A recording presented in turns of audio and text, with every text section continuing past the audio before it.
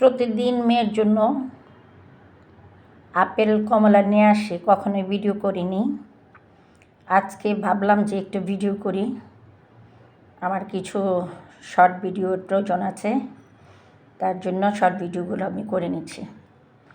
তো ওর জন্য আমার প্রতিনিয়ত 2-4টা করে কোন আইসক্রিম আনতে হয়। আপনারা এখন বলেন যে ঠান্ডার মধ্যে সে ভোর 4টা বাজে সে কোন আইসক্রিম খাবে? আর রুমে তো অনেক চানাচুর থাকে, ডাল ভাজা থাকে, তারপর মটর ভাজা থাকে। আমি বুঝি না বাচ্চাদের এত ডাল ভাজা কেন পছন্দ। আমার বড় মেয়েরও পছন্দ ডাল ভাজা এবং মটর ভাজা। চানাচুরের চেয়ে ও ডাল ভাজাটা একটু পছন্দ করেন। তো প্রতিনিয়ত আমি ওর জন্য নিয়ে আসি, আমি কখনোই করিনি, কিন্তু এইমাত্র পলিথিন থেকে নেমে ভাবলাম যে একটু আপনাদের সাথে শেয়ার করি এই অরেঞ্জগুলো, তার জন্য আপনাদের সাথে শেয়ার করছি।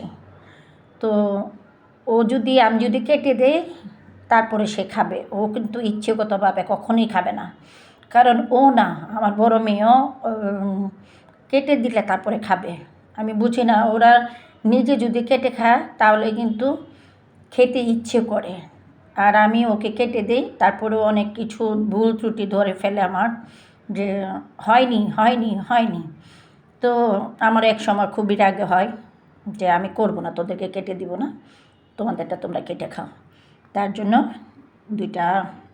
5টা বলছিলাম, তার জন্য আমি 2টা নিয়ে আসছি, কারণ এখন প্রচণ্ড ঠান্ডা বেড়ে গিয়েছে, তার জন্য 2টা নিয়ে আসছি শুধু মনটাকে রক্ষা করার জন্য। তো আপনাদের সাথে শেয়ার করলাম। আপনারা ভালো থাকেন, সুস্থ থাকেন। আসসালামু আলাইকুম রহমতুল্লাহি ওয়া বারাকাতুহু।